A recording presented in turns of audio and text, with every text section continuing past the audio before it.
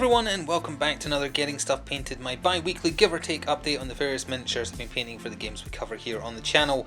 Although this time it is like 90% Batman miniature game. We've got a little bit of Marvel Crisis Protocol to cover first, and then right at the tail end, just a few more miniatures for the Resident Evil 3, the board game playthrough, just because I had a mission where I was running out of zombies, so I was like, okay, well, I've got to paint up some more zombies, and we're steadily approaching a boss fight in that game as well, so I needed to paint up one of the bosses. But we'll talk about that once we get to it. As always, we will start from the left and work our way to the right. So let's start with Crisis Protocol. We have Black Cat and we have Kraven the Hunter. Black Cat, if you saw the unboxing I did, you'll know that I said I really wanted to find a way to not have her in the official pose, which is this kind of halfway through a backflip pose. I really struggled. I tried to find a way to make it look better. Also, I hate the paint job I did on this miniature incident. I hate this miniature in general. But I tried to do her like upright, but her back is so arched it made it look super weird. Then I tried using this hand as the anchoring point to the girder, which almost works. It kind of looks like she's doing like a kick flip over it. It's too low to the ground, which made it look odd. So if you had like maybe a girder twice the size of this, I'm thinking something along the lines of the one that came with the Spider-Man in the core box, then you could have that hand being the anchor point. It looked like she's flipping over it, it would look great. But because I didn't have any spare girders or anything that even looked like a girder, couldn't do that. I also have one last complaint, and that's despite going with the official pose, which does have an anchor point on her foot which slots into this girder, when I finished spray painting it, I just kind of tapped it a little bit, she fell off. It just broke off, and I used good glue. So yeah, I don't like Black Cat. She performed fine on the table, but don't like the paint job I did, don't like the pose, don't like the miniature. So it's probably the most negative I've ever been for a miniature in this. Kraven the Hunter is fine. I wouldn't say my paint job on him is any good, but I like the pose. Again, everything here is done in contrast, based in grey cere. Of course, there's a lot of Gryph-hound orange on show today across multiple miniatures, along with some skeletal horde for his tanned pants and fur, some wildwood for the spear, and the kukri handle is snakebite leather, and Guilliman flesh for all the flesh tones you'll see today with... Oh, actually, if there's an exception with the Resident Evil 3 stuff, but we'll get to that. And that's Nazdrag yellow for the danger, do not feed the animals sign that he's leaping from. I like Kraven Hunter's fun. He's absolutely insane, but he's fun. And I've used him once on the table so far, which you'll already have seen, I believe. And he did pretty well. He's really good at hunting people down, who'd have thunk it. So yeah, not much to show for Marvel Crisis Protocol. I finally tracked down the July releases for what I consider a good price, so we will be seeing those. In fact, you might have seen the unboxing of those releases before this video, but obviously they'll be on the painting table down the line. So now we have to get through all this Batman miniature game stuff, a large quantity of it from the Black Mask releases, if you saw that unboxing. Some of it you'll already have seen in a battle report, which we'll cover. And we'll start with the big base Black Mask. I ummed and ahed over whether or not to put him on the big base. Asked some people's opinions, and they were like, yeah, you've got to do the big base. I just find it silly that he's carrying a dentist chair and a table around with him. But they were like, you know, do it, it'll look fun. And I actually do like how it turned out. So we have a lot of Basilicanum Grey with a little bit of Beltan Green wash to give it kind of like a mossy stone look. Nazdrag Yellow, Wildwood for the dentist chair, some blood for the blood god to make it look like it's been used, and Black Mask of course just has a lot of black on him and grey, and then a little dry brushing of silver for his mask itself, with the red eyes being Blood Angel red. And there's the tools on his table as well. It does look impressive. I do like it as a large base mini. I would have preferred if he was Intel support with how his base looks, but you know, it makes him look intimidating. It gives him a bigger Inspire range, and that matters doubly for him because of how his rules work. So then we have his two lieutenants that came in the Pain and Money bat box. This is Fright. I know nothing about her, although I think the model itself has a little bit of an Uma Thurman type look. But again, there's so much Black Templar black being used at the moment, so yeah, that was used for her. The inside of her cape slash whatever cloak is a Blood Angel's red with Agrax or shade. Blanked on the name there. It's the most used shade or wash, and I forgot the name of it for a second. And her base was done exactly the same to match up with how Black Mask's looked as well. So she's got a little bit of an Uma Thurman look about her, and Alexandra Kusov. I think she's the Russian mafia lady. She's got a bit of a look of the one-eyed assassin from the Kill Bill movies, whose name I don't recall. But she's not got a wash over her white suit, that's just apothecary white. A little bit of snake-bite leather for her big box of missiles. She looks okay if you're on an elevated position because she's looking down, but on like base street level it looks silly that she's kind of glancing down. And as far as I can tell, I have put it on the base correctly, so it's a model meant for like standing on rooftops overlooking battlefields and looking cool like that. But if you're not doing that, it looks kind of silly that like she's just staring at the floor. But what can you do? And that's militarum green for the boxes and the barrel of the rocket launcher as well. So then we have Condiment King, who has already been in a battle report.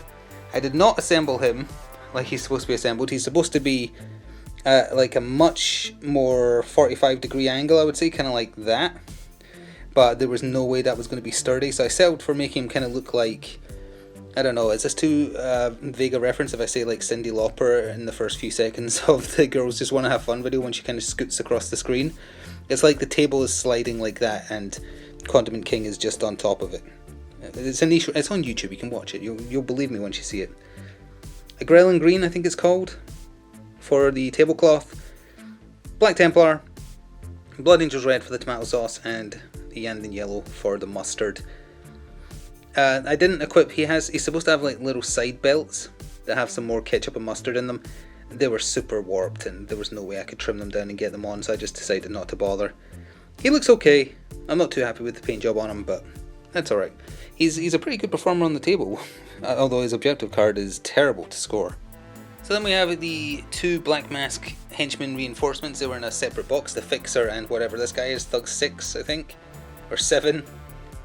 Not much to say about these two, again, same colours I've been talking about. He's got an assault rifle, he's powerful in that regard, but he's a glass cannon. And then the Fixer is also an interrogator, like Black Mask is. I think she has Protect Me as well, or Bodyguard. So she wants to get in close, stab people and interrogate them, assuming she lives long enough to do it. So I did those first just because they came in a box together. Still got the 6 henchmen that came in the box with Fright and Alexandra. Started work on them already though. So then the stuff that wasn't directly connected to Black Mask, we have Eraser, the man with an eraser for a head. Lots of a Yandin Yellow being used here with some Nasdaq Yellow, some Vulpus Pink, and that is not in focus. Come on now. There we go. And I'm actually pretty happy with how it turned out. I got a shade over the top of everything to add detail. It works well when there's lots of creases and whatnot for it to get into, especially on the yellow colour. And some Ultramarines blue for Batman, a half erased Batman, and some Warp Lightning for Robin's shoes there as well. Haven't used him yet, but as far as the model goes, I'm pretty okay with how it turned out. And on that note, we also have Cesar Romero's Joker. I've gone over the colours I use for Jokers so many times because we've painted so many Jokers. I will say it's not just my bad paint job that's made his face look a bit weird. I feel like the face I got was a little bit distorted. If you remember during the unboxing I said the back of the head looked like a skull. The front of the head was also a little off. Also apologies for the sirens in the background if you can hear them. For the water effects I did exactly the same as I did for like Crystal and the Lizard from Crisis Protocol. And that is Nurgling Green for the surfboard he's standing on. And Warp Lightning for his shorts. Not used him in a battle yet. He's fun, he's super cheap though, he lets you bring a lot of goofy henchmen. I've got a list I want to try which is like him, Eraser, Kite Man, Condiment King. It's like all the goofy guys just to see how it works. Oh, then we have the free agent that came in the Black Mask releases, Victor Zsasz. Gilman Flesh and Black Templar Black, get used to these colours. Gryph-hound Orange, and a lot of blood for the Blood God on his base to decorate the presumably SWAT members he's taken out. And I added a little bit of blood on him because he's currently cutting another mark into his own flesh. Not super happy with the paint job on him, but very happy to have him done because on the table he is really, really good. So we have two miniatures you have already seen in a battle report, Dark Knight Returns Robin and Dark Knight Returns Green Arrow. I've already talked in the past about the colours I use for Robin, so if we go back to the last time I painted a Robin, I was going to say draw there, painted a Robin, and you can hear about all the colours in detail. Exactly the same as like the Damien, the Jason Todd Robin, etc, etc. This is Carrie Kelly on a Gryph-hound orange painted bit of wood. Not wood. Slate, I guess. I'm kind of happy with how I got the glow from the Kryptonite arrow on Oliver looking. That's just while the grey was damp. Mixed in a little bit of warp lightning into it, and then also just a small smattering of Nurgling green on top, I think it was. But it worked out. Basically what I was doing for the lightsaber effects on the Star Wars Legion miniatures I've been painting. So yeah, another one done. I managed to find and pick up quite cheap Rick Flag, the potential boss of the Suicide Squad who doesn't explode if you do badly.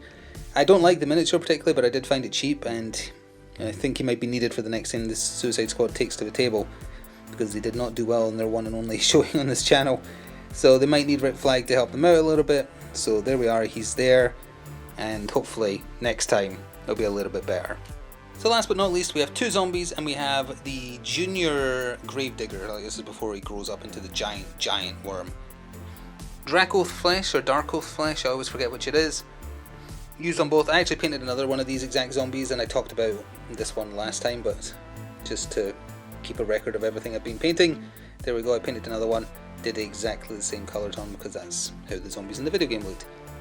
This guy I didn't recognise from the video games, so I basically just picked whatever colours. He's missing part of his jaw that's fallen down his face, so I added a lot of gore effect with the blood for the blood god. He's missing a hand, and he's kind of, I like that kind of traily zombie like, where it's twisted weird, so he's like dragging it along the floor. Same paints for them, or as them, on Gravedigger Jr. Blood for the Blood God, Gryph-hound orange. Look, so he's just smashed through a wall or something like that. And Agrat shade over everything as well. And a little bit of opus pink for his mouth, with some blood trailing in it as well. And ooh, what did I use for that? That might just be Agrat shade over the Grey Seer. I've forgotten now. No, I think I used Skeletal Horde just to make his, I don't know, protrusions look a little bit more deadly. But yeah, so we'll be facing him at some point in the future of the Resident Evil 3 board game playthrough. And that is it. So a lot of Batman this time. There's probably going to be a lot of Batman next time, because I'm pushing through, because the other releases are supposed to be getting sent out soon. There will be some more Crisis Protocol once those arrive. I don't know if I need any more Resident Evil 3 stuff done. There will be some Star Wars Legion, because I have Darth Maul on the table currently, so you'll see that next time for sure.